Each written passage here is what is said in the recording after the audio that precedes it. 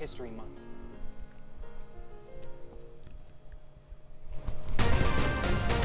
Right now at 5, a shooting at the site of Chiefs victory rally. We'll hear from a woman who was there. Plus, we'll have a quick check of your Thursday forecast. And Kansas Humane Societies are advocating to update the wording in the Kansas Pet Animal Act. The 4 states' most watched news starts now. Good morning, 4 states, and welcome to the KOAM Morning News. The time now is 5 a.m. I'm Caitlin O'Shaughnessy. We have another warm and windy day today, so let's take it over to Chris for a quick look at your forecast. Yeah, it is going to be a warm and windy day for us today, at least here in the morning. Then the winds will calm down before they do pick up again as we head into our Friday. Quick look at our camera on the Cornell Complex downtown Joplin. You can see we do have a bit of a breeze out there, but otherwise not a bad start. MoDOT camera 20th and Rangeline also looking pretty good out there this morning as well. Temperatures around the region, not too shabby for the most part. As remember, we're supposed to be in the mid to upper 20s across the area this time of year, and as you can see, we've got mid-upper 30s. We've even got some mid to upper 40s in some locations out there. I mean, check out Miami, 49, 50 in Grove, 49 Anderson, 47 Carthage, and of course a little cooler off to the north and west, 36 Yates Center, Iola, 40 Chanute and Parsons. Kids getting on the bus this morning. I've got one child here who is not getting on the bus this morning, so you folks at home, that's why I'm at home. But for everybody else, it is going to be pretty decent. A little bit breezy. East breeze 5 to 10, gusting upwards of 25. Partly cloudy skies and low 40s. And we just completely skipped what happens when that bus comes home, didn't we? There we go. When that bus comes back home today, not as warm as yesterday. We're a bit cooler, but still above average as we go right around 54 when the bus brings them home. Partly cloudy, east breeze 5 to 10 miles an hour. Now we'll talk about the rest of today. We're looking at highs right around the mid, maybe some upper 50s out there with partly cloudy skies. And then clouds will begin to increase as we head later into the evening and overnight hours ahead of some pretty big changes in our forecast as we head into our Friday, and we'll have a complete look at that forecast here in just a few more minutes. Caitlin? Thanks, Chris. Well, what was supposed to be a celebration of the Chiefs' Super Bowl victory, it turned into a tragedy. I do want to say that our team at KOAM, our reporter that was there, and our chief photographer are safe. No one was injured, but definitely a very sad time for all of us and very scary. Kansas City Police did say that one person has died and 22 people were shot during the victory rally at Union Station. 3 people have been taken into custody. Correspondent Connor Hansen has the latest. Kansas City Police say the shots were fired right as the parade was wrapping up, hitting several people. Video from Fox Sports of the parade caught the moment people reacted to the sound of gunshots. Kansas City's mayor at the parade when it happened, expressing his disappointment that such an exciting day for the city turned to chaos. We went out today, like everyone in Kansas City, looking to have a celebration. That celebration was marred by a shooting today. Mayor Quentin Lucas says police and paramedics were on the scene immediately. Victims could be seen getting loaded into ambulances. Officers ran towards danger. Officers were there to keep everyone safe. There were more than 800 law enforcement officers at the parade already. FBI agents rushing towards the scene as well. President Biden was briefed on the shooting, and the White House has offered federal assistance with the investigation. Fans at the parade described the chaos when fans had to flee Kansas City's Union Station. All of a sudden, the crowd started just rushing us and trampling everybody, and so we kind of moved about, and then we heard gunshots. The mayor of Kansas City said no members of the Kansas City Chiefs were injured in the shooting and were all accounted for. In New York, Connor Hansen, Fox News. The Chiefs organization confirmed all of its players and staff are safe. They also released a statement yesterday saying, in part, quote, "We are truly saddened by the senseless act of violence that occurred outside of Union Station at the conclusion of today's parade and rally. Our hearts go out to the victims, their families, and all of Kansas City," end quote. And we spoke to a Kansas City resident who was inside the Union Station and shared her experience. Giovanna Klepper was in Las Vegas last week watching the Chiefs and celebrating the Super Bowl. Yesterday was supposed to be another day of celebrations for her husband, who works for the Chiefs, and all of their fans. Klepper told KOAM's Fernanda Silva she lived moments of a horror movie. Can you tell me a little bit about how you were feeling in that moment? I thought we were gonna die, everyone, to be honest. Like I knew like we need to find a way to get out there. But the feeling inside of me was like, oh my gosh, everyone was so happy. Like 10 seconds ago, everyone was partying, and then like, like it's terrifying. It's terrible. We'll have much more on the shooting and what Klepper saw and heard later on in the show. KOAM had a crew at the parade and rally in Kansas City. We'll have details of that and hear from fans in a few minutes. Authorities responding to a domestic situation in McDonald County, Missouri, find 2 people dead. The initial 911 call Tuesday indicated one person in a home was holding another at gunpoint. After authorities tried unsuccessfully to contact the people inside, they entered and found 2 people dead, apparently from gunshot wounds. Authorities have not yet released their names. And drivers in McDonald County, Missouri may want to seek a detour for today. From 6 a.m. to 5 p.m., MoDOT crews will install a new overhead sign across I-49 near McDonald County Route H in Pineville. That'll reduce traffic to 1 lane near mile marker 6. Southbound drivers should expect slow traffic and delays where crews are working. Kansas Humane Societies are advocating to update the wording in the Kansas Pet Animal Act. House Bill 2542 is proposing a change in the wording of the Kansas Pet Animal Act, which was enacted 35 years ago. The act regulates the care of licensed pet animal agencies. Currently, the act requires facilities to have adequate care for companion animals. Kansas animal advocates are trying to add the word continuous to the act. So that's a big word change, right? So a good example of how that word change would affect shelters, rescues, and breeders for wintertime, right? So if you put out a pail of water and it freezes in 30 minutes, that dog does not have access to water. The bill hasn't yet passed the House and would still need to get Senate approval. And that's a look at this morning's top stories and weather in our first 7 minutes. Coming up on the KOAM Morning News, Royals pitchers and catchers report to spring training yesterday in Sunrise, Arizona. We'll have the details. Plus, Russia successfully launches a cargo spacecraft to the International Space Station. And we have another warm and windy day today. We'll have what to expect with Chris Warner. You're watching the KOAM Morning News. We'll be right back.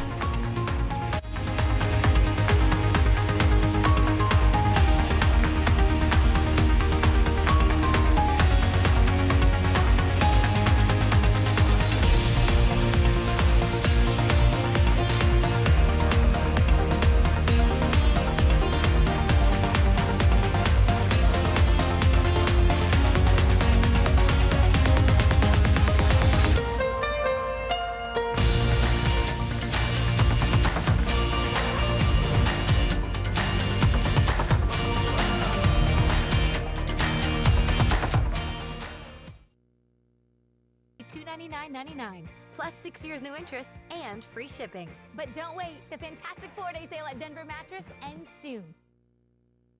Good morning in downtown Kansas City. Chiefs fans got the chance to celebrate their team doing something the NFL hasn't seen in almost 20 years, winning back-to-back Super Bowls. KOAM's sports reporter Brock Baldridge was in KC for the Super Bowl celebration. Let's go! Let's go! 6,944 days. It was said best by Chiefs radio play-by-play broadcaster Mitch Holtis. But that's the last time an NFL city hosted a World Championship parade in back-to-back years. Once again, Chiefs Kingdom celebrates another year on the highest summit in football. It did a huge thing for the city. It brought the city together in a whole different way. It just made, I guess, the bond stronger between everyone. Just it's like this, for example, bringing everyone out to this event. Just the atmosphere of the city and how we come together, and for it to be over Super Bowls. I mean, I'm 48 and I never thought that this would ever happen in my lifetime. So to be able to see 3 is unreal. 3 Super Bowl titles in 5 years, 4 World Championships in total, and high fives from number 15 on a regular basis. The question now is, what more is there to accomplish? They're determined enough to do whatever they set their mind to. They're already talking about three-peat, so let's do it. Honestly, just keep winning. I mean, I just feel like with our team we have right now, it's really special. The only thing left on the books is a three-peat. I mean, We can try to catch Brady's numbers all we want, but I think a three-peat would mean a lot more than just getting the same amount of Super Bowls as Brady. In Kansas City, Brock Baldridge, KOAM Sports. A lot of those visuals are showing the exciting and safe side of yesterday's Super Bowl parade, but our hearts go out to the victims of the tragedy that transpired shortly thereafter. And it's a busy week across all Kansas City sports, not just for the Chiefs. Royals pitchers and catchers report to spring training yesterday in Sunrise, Arizona. And with opening day 2024, which is a month and a half away, the club's membership makes an important announcement about its future. The Royals are proposing a new stadium in downtown Kansas City near the Power and Light District, which has an estimated price tag of $2 billion. According to the Royals website, over $1 billion of that will be funded by their ownership group. The team CEO and chairman, John Sherman, views this as a turning point for Jackson County as well as the baseball franchise's future. We're at a crossroads. In fact, we're here to talk about the crossroads and our intention to make it the new home of the Kansas City Royals. I believe in my gut the timing is right for the Royals to become residents of the crossroads and neighbors to Power and Light, 18th and Vine, and Hospital Hill. Still to come, why a new study found smoking effects on the immune system can last years. We'll have the details. Plus, a check of the 7-day forecast when the KOAM Morning News returns.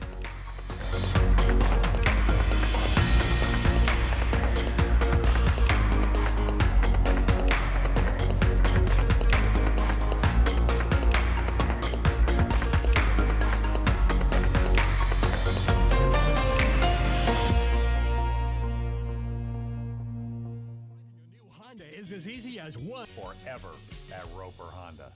For quality care you can depend on, come and see there is a difference.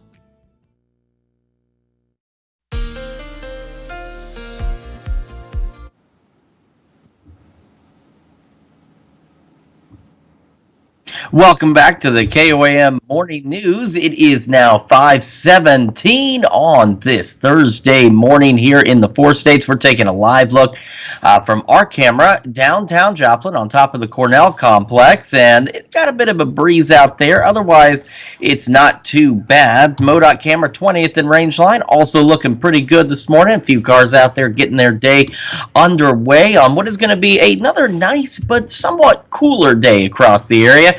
So as we head through our Thursday, we're going to start a little bit on the gusty side, but our winds will start to calm down a bit as we head into the afternoon. And as you can see, temperatures still mild, above average, but not nearly as warm as what we've seen the last couple of days. And as we go overnight and into early tomorrow morning, we're going to start to see some rain showers roll into the area. We're also going to hit early highs on Friday, and I mean very early highs. And then temperatures are going to begin to fall a bit through the day.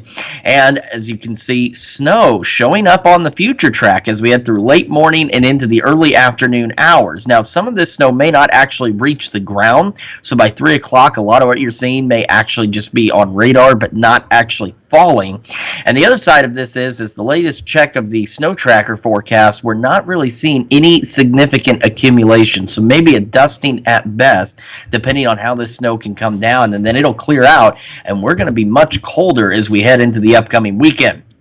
In Joplin right now, though, 48 degrees, feels like 44, got a west breeze at about 9 miles an hour out there, and temperatures around the region, again, much warmer than average and warmer than where we were yesterday as well. We've got mid-upper 30s on the Kansas side, and as you head a little further south and east, we are much warmer. We still have that westerly breeze right now. You see the northerly winds over in Kansas, so where we're still getting that westerly breeze, a little warmer as we're into the mid to upper 40s. So again, we're going to be a bit breezy, gusts occasionally upwards of 20-25 miles an hour through about mid-morning, and by late morning we are partly cloudy out there and looking at temperatures right around the mid-40s. Remember yesterday about mid-morning we were in the mid-50s, so again it's still above average but cooler than what we've seen.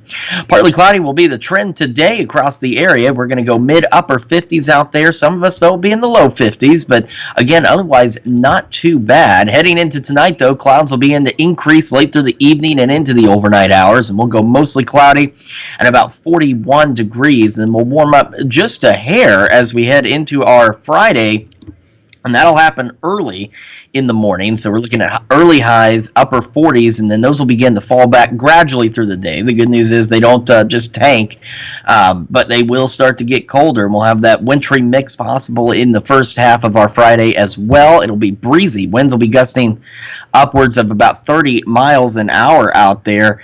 And then as we head into tomorrow night, look at that, back into the low to mid 20s. And we're going to stay chilly and below average Saturday.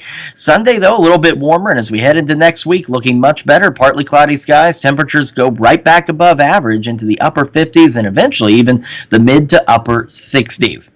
That's a quick check of your forecast. We'll be back with Health Watch right after this. Hi, I'm Wade with Wade's RV, and I wanted to invite you to come see the Wade's RV.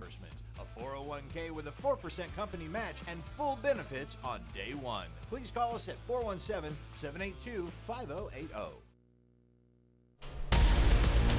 Topping Health Watch this morning, when a wave of depression hits, a new study suggests physical activity may help significantly. That comes from new research published in the BMJ. It suggests many types of exercise like walking, jogging, yoga, and strength training can be just as beneficial as therapy when it comes to treating depression. The lead study author says they analyzed data from 218 studies with more than 14,000 people. Researchers found exercise can serve as effective treatment alongside options including therapy and medication. Depression affects between 10 and 25% of the population, but it's estimated that about half of those who suffer receive treatment. Of course, motivation is a common struggle, and depression can add to the challenge. A new study found smoking's effects on the immune system can last years.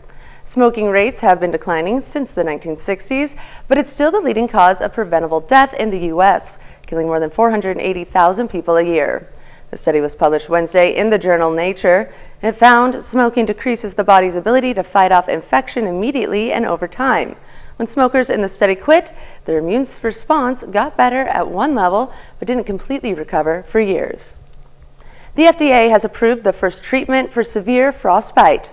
The treatment is iloprost injection, marketed under the brand name Arillum. The agency says it can reduce the risk of finger or toe amputation. Frostbite happens when the skin and underlying tissues freeze, which limits blood flow to the area. Severe frostbite can lead to permanent damage and requires amputation. The drug's active ingredient is iloprost, which is a vasodilator that opens blood vessels and prevents blood clotting. It can be used up to 3 days after injury. There are common side effects including headache, fast heart rate, nausea, dizziness, and low blood pressure. And it's a very special Valentine's Day for one baby in Minneapolis. Exactly 1 year ago, her parents learned her life was in serious jeopardy. Brett Leon reports on what's happened since then. Little laughs and gurgles. We're just so grateful for everything and every day that has come. Means so much more. When there was a time Colin and Jesse Smith were praying for a cry. God bless the donors. 1 year ago Valentine's Day, the Smiths rushed 2-week-old Maddie to the ER. It was there they learned she was an end-stage heart failure due to a rare genetic mitochondrial disorder. You don't know whether it's going to be a month or a year. Kept alive by a heart pump, Maddie spent 7 months in the cardiovascular intensive unit at Masonic Children's Hospital. Take it day by day and know that you can get to a really beautiful place on the other side if you can just hold on. On that other side, big day, September 7th. Oh yeah. Was a heart. Our expectation is that this will last her for a lifetime, that she'll do great with it. She'll be able to do all the things that you would expect a now toddler would be able to do. She didn't fight this hard. She didn't go through everything that she went through, not for her to live. A life Maddie will now live. It's the greatest gift. To the fullest. And that's a look at some of today's top health stories. You're watching the KOAM Morning News. And we've got ourselves another relatively pleasant day, albeit a bit cooler than yesterday, but still above normal. We'll have another look at your forecast when the KOAM Morning News returns. Four States Home. Four State Obituaries is a service of KOAM News Now and Durfelt Funeral Homes. It's more than a service. It's our ministry. Right now at 5:30, some area kids got to work on their acting chops yesterday at the Dream Theater in Joplin. Plus, we'll have a quick check of your Thursday forecast. And a historic home in Carthage, Missouri became the site of a Valentine's Day soiree. The 4 states' most watched news starts now. Good morning, 4 states, and welcome to the KOAM Morning News. The time now is 5:29 a.m. I'm Caitlin O'Shaughnessy. We have rain chances working into the forecast, so let's take it over to Chris Warner for what we can expect. Yeah, we do have some rain chances that are going to be possible as we head into Friday, maybe even a wintry mix. Now, I've got a child who's not feeling so well, so I'll be hanging out with him today. But for everyone else that's got to get out there, it's going to be, again, a nice day, but a little cooler than where we have been the last couple of days. MoDOT camera 20th and range line looking pretty good so far this morning. Temperatures around the region, you can see where that boundary is and where those winds are beginning to shift. So it is a little cooler out west. We're talking mid-upper 30s out there, maybe some low 40s. But as you head a little further south and east where those winds have yet to fully shift, we are a bit warmer. We've got some upper 40s out there across parts of Missouri and stretching into Arkansas and northeastern Oklahoma. For kids getting on the bus this morning, it's going to be a bit breezy initially. We're talking gusts upwards of maybe 25 miles an hour with the wind shifting eventually out of the east at 5 to 10 miles an hour, and temperatures on average right around the low 40s, but again, some of us may be a little colder than that. As we head into the afternoon, that bus bringing them home, we're talking about 54 degrees, partly cloudy skies out there, and that east breeze calming down, but still at about 5 to 10 miles an hour across the region. So again, today, though, a little cooler than where we were yesterday, but still above average as we eventually climb into the right around the mid-50s. Some of us will be in the low 50s, others upper 50s, but right around the mid-50 degree range, partly cloudy skies out there. Clouds begin to increase late this evening and into the overnight ahead of those rain chances and the potential for a wintry mix. We'll talk about all that in the full forecast here in just a few more minutes. Caitlin? Thanks, Chris. Well, some area kids got to work on their acting chops yesterday at the Dream Theater in Joplin. Kindergarten through 5th grade students worked with experienced instructors in how to adapt children's literature into theatrical performances. Instructors at the company introduced the kids to everything from acting to music to even painting. Students can choose whether or not they would like to come on a Tuesday and Thursday class or on a Wednesday and Friday class. What we're doing is adapting children's literature into full-length performances. And so today in this class, what they're doing is they're taking The Boy Who Cried Wolf and they're breaking it down and then they're rebuilding it again to their taste. So it'll be a little bit different than the original story would have been because it's all their input. The Dream Theater Troupe will host another Youth Acting Academy in the spring. The Independent Living Center in Joplin put on a Valentine's Day celebration for their patients. Those who attended were able to socialize and were provided food. Patients were also encouraged to participate in square dancing. Staff members of Independent Living say this is the perfect atmosphere for patients to engage with one another and enjoy the holiday. Well, putting a smile on their face, it just really warms the heart, and it helps us to strive to do better so that we can help them live independently in their homes. And, you know, it's hard for them to get out sometimes, and we really want them to get out and do things just like everybody else can. Independent Living will celebrate its 30th anniversary of service in the Joplin area this year. A historic home in Carthage, Missouri became the site of a Valentine's Day soiree. People could stop by at the Phelps house and enjoy some live music, drink some wine, and even get a professional photo shoot done. All the money raised from the event will go towards renovating the landmark building. The community is starting to realize and recognize it a little bit more since we've been hosting some more frequent activities here. And so I think they're realizing this is here and it's a venue. I'm surprised by how many local people don't even realize that it is a venue that they can rent for a very low rate. And we also give public tours by appointments. Officials say they hope to make this event an annual fundraiser. A chapel in the far northeast corner of Oklahoma was once called the wedding capital of the world, according to its owners. Yesterday, one wedding was celebrated at Lavern's Wedding Chapel, but owner Patricia Jones says that in the Valentine's Day of 1992, for example, almost 100 weddings happened there. KOAM's Fernanda Silva has the story. I've always wanted to do Valentine's Day. Is there a reason for that? I don't think so. It's romantic day. Shannon and now Melissa Mosley chose the most romantic day of the year to say, I do. Melissa not only chose the date, but also the location that holds a special place in her heart. Laverne's wedding chapel is where her parents and also her sister got married. So we can call it a family tradition? I guess so. I wanted just something kind of small and not big and fancy and a bunch of people. As witness, the couple had a friend. Patricia Jones, the chapel's owner, also was there. While only one couple got married at the chapel on this year's Valentine's Day, Jones says that back in 1992, on the same date, things were different. It was lined from here all the way to the third floor of the courthouse, and that's when you had to get a blood test too, which took like 45 minutes. Now she's only at the chapel by appointment, but that doesn't mean that a last-minute wedding can't happen. If they call the courthouse that day, I can be here in 20 minutes.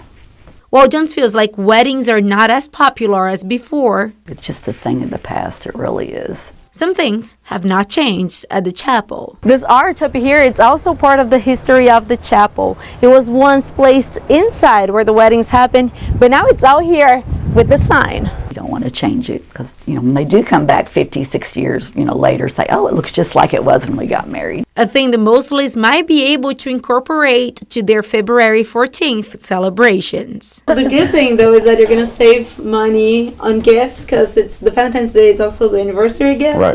So you don't need to buy. Yeah, so she kind of messed herself up on that one. In Miami, Fernanda Silva, KOAM News.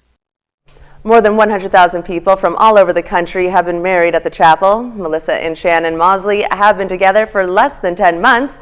It's a love story that started online and crossed state lines. That's a look at our top news stories coming up this half hour on the KOAM Morning News. Tens of billions of dollars meant to help Ukraine fight Russia still hang in the balance. Plus, more fighting and more diplomacy as the FBI director makes an unannounced visit to Israel. We'll have the latest. You're watching the KOAM Morning News.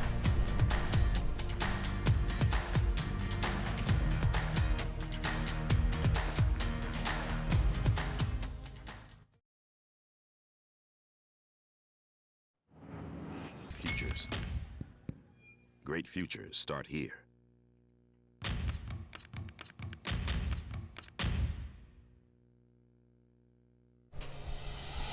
Topping World Watch, tens of billions of dollars meant to help Ukraine fight Russia still hang in the balance. Tension is ratcheting up in Congress as some lawmakers continue to resist the current proposal. Correspondent Connor Hansen has more from New York. Ukraine says this is a video of one of their drones sinking a Russian warship in the Black Sea.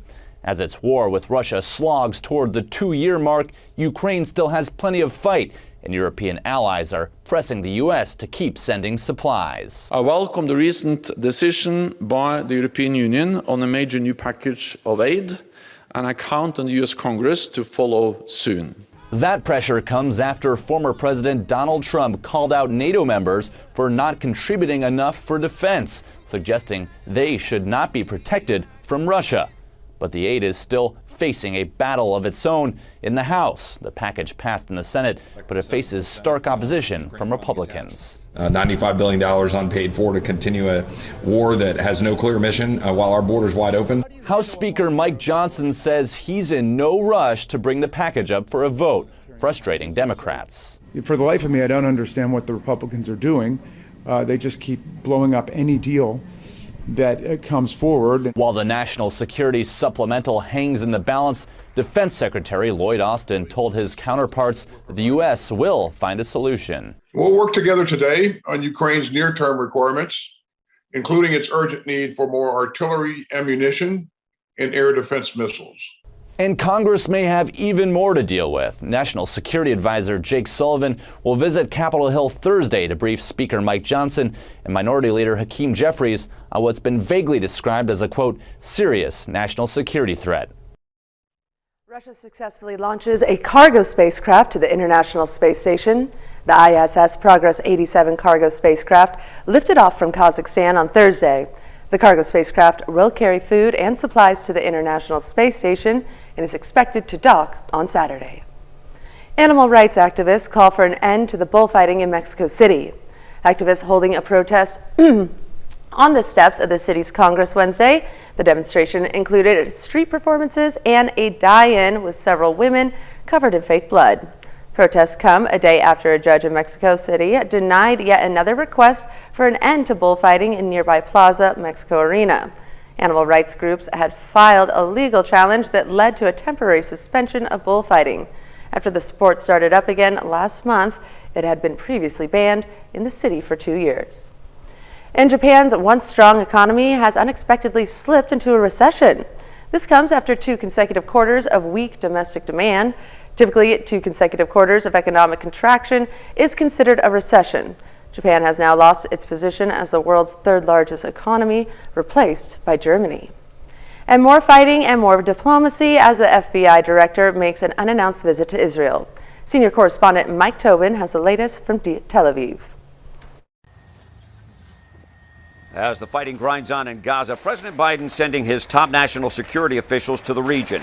CIA Chief William Burns arrived in Cairo on Tuesday for more talks on the latest ceasefire proposal. And on Wednesday, Fox News spoke exclusively with FBI Director Christopher Wray following a series of unannounced meetings with top security officials here in Israel. We've seen a really rogues gallery of foreign terrorist organizations both express support and praise for the Hamas attacks and threaten to attack U.S. interests at home and abroad. Wray's visit came just hours after Hezbollah militants injured multiple civilians with rocket attacks near the Lebanese border. The Israeli military says a, quote, extensive wave of attacks on Hezbollah targets is now underway. Meanwhile, further south, the IDF is still hunting for the top Hamas commanders in Gaza. On Tuesday, they released a video showing Hamas leader Yahya Sinwar moving freely through the tunnels below the hard-hit city of Khan Yunis.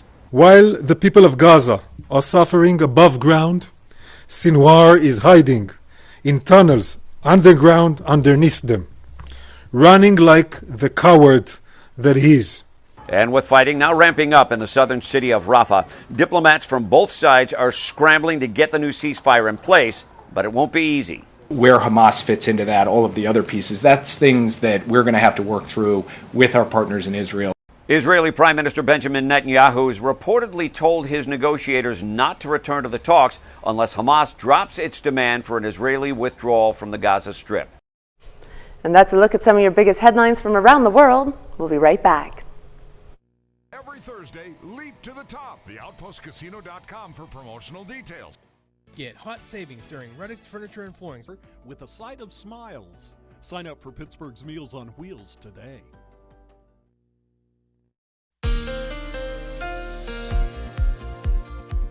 Welcome back to the KOAM Morning News. It is now 5:46 on this Thursday morning across the area. And again, just so you folks at home know, I am here. I've got a sick one, so he'll be hanging out with me today. However, it's going to be a pretty decent day once again across the area. In fact, we're going to be warm, still above average, but still also a little cooler than where we have been the last few days. This is our camera on top of the Cornell Complex downtown Joplin. Looking pretty good so far, and looking not too bad from the MODOK camera 20th and range line as well, looking back to the north as folks start to get their day underway. So let's talk about some of the changes that are on the way. Now again, today it's going to be a little cooler. We're going to see those winds begin shifting around on us out there, but we're still going to be above average as we head into the afternoon hours. Then as we go overnight, clouds will increase pretty quickly, and as you can see, shower chances increase as well as we head toward about this time tomorrow morning across the area. However, we're going to hit early highs on Friday, and temperatures are going to start to fall back a little bit through the day. They won't plummet, which is good, but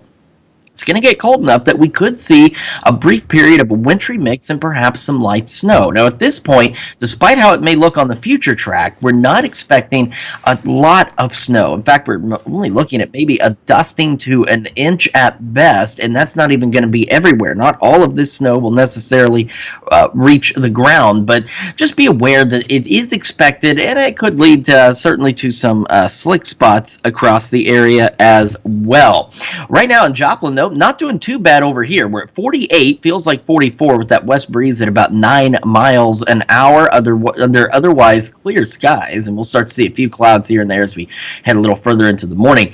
But take a look. The further west and north you go, where the winds have been shifting out of the north, well, you can see it's also made it a bit cooler this morning. Still above average, as we should be in the mid-20s, but we've got Some mid-upper 30s to right around 40 in southeast Kansas, and the further south and east you go, we're a little bit warmer. A few more mid-40s and even some upper 40s out there.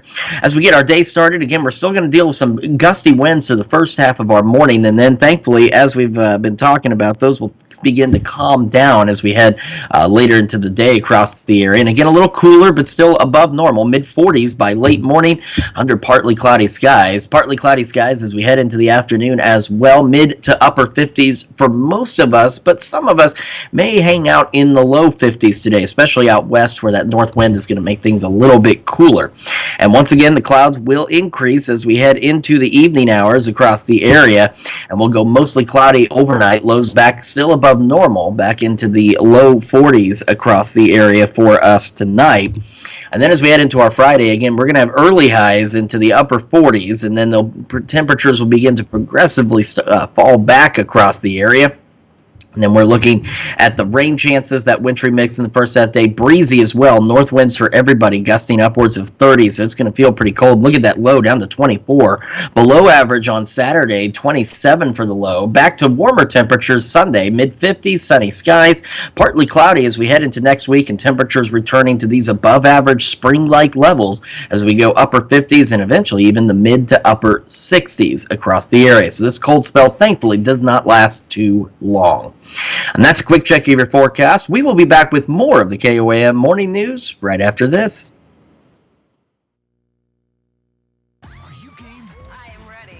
Whether you're a caregiver, nurse, or client, we look forward to getting to know you. Reach out today. A real estate broker who has had her properties broken into dozens of times is giving the thieves a chance to turn their lives around. Joe Cadet has more from Anchorage, Alaska. Stop breaking into my building. What are you talking about? You were? No, not me. I got you on photo, dude. No, you don't. That's Troy Gerson. He spent much of his adult life living on and by the rules of the streets. I'm tired. I just want to sleep one night through and not have to get a ding on my security camera. Brandy Pennington, Anchorage real estate owner and broker, got Troy's phone number that night. That blossomed into a relationship that Troy said changed his life forever. My mom passed, so gotta go with her sister. Brandy says she's helped many of the people who have broken into her properties over the years get jobs, which leads to some of them staying out of jail. Most people just need dignity and respect, or just to be acknowledged, and to know that they're loved and valued in some way or another. And that's part of my responsibility as a disciple of Christ, to share that love that Heavenly Father has for his children. I asked Troy what his reaction was when Brandy called him and helped him get a full-time job. I got a call by her, like, what? It was the shock. It was like an angel. I asked Brandy what it's like to help people in tough situations change their lives around. It's super raw. Life is raw. And it is very natural for me to help other people. The win for me is their life moving forward, if that makes sense. The win for me and the payback for me is seeing that there's been a positive change or an impact. Troy says Brandy has permanently changed his life. Because there ain't many people like that in this world. I asked him where he'd be right now if she hadn't confronted him that night about the burglary. Put me back in jail. What a great story about people helping other people. We'll be right back with more news after this. Are you looking for a great selection? Matchups on Thunder Friday nights. Sponsored locally by Downstream Casino Resort and Vance Automotive Group. Yesterday was the perfect Valentine's Day for these lions at the Whipsnade Zoo in England. Lions at the zoo are being treated to sacks sprayed with perfume, creating a scent trail for them. Whipsnade is asking the public to donate any old fragrances they have so that the wildcats can have fun with new smells. And it's time to celebrate the illustrious hippopotamus. Today, February 15th, is World Hippo Day. The day brings awareness to these vulnerable giants, which are the third largest land mammal in the world. Hippos can weigh up to 3,000 pounds. In 2006, the International Union for Conservation of Nature listed them as vulnerable. Hippo numbers have been declining due to poaching and the loss of habitat. Native to sub-Saharan African, hippos primarily live in the near rivers, lakes, and swamps. Despite this, they don't actually swim. They walk or run along the riverbed. Here are some fun facts about hippos that can hold their breath underwater for 5 minutes, and hippos actually secrete their very own sunscreen. Their bodies produce an oily reddish slime that protects them from ultraviolet rays and bacteria. Certainly interesting. It'd be handy if I could do that when we go to the swimming pool in the summer, but that is just not possible. Plus, it might freak people out a little bit, so maybe it's best we don't. But it's looking pretty good today. We're going to be breezy for the first part of our morning across the area, and then those winds are going to calm down. We're going into the mid-40s by late morning. We're talking highs today, right around the mid-50s, partly cloudy skies and calmer winds. Clouds increasing tonight, and we're going to fall back into the low 40s and early highs on our Friday ahead of a wintry mix and some showers out there. No major accumulations, but watch out for slick spots. Colder Saturday, and we'll warm up again next week. That's Check Your Forecast. We will be back with more of the KOAM Morning News right after this.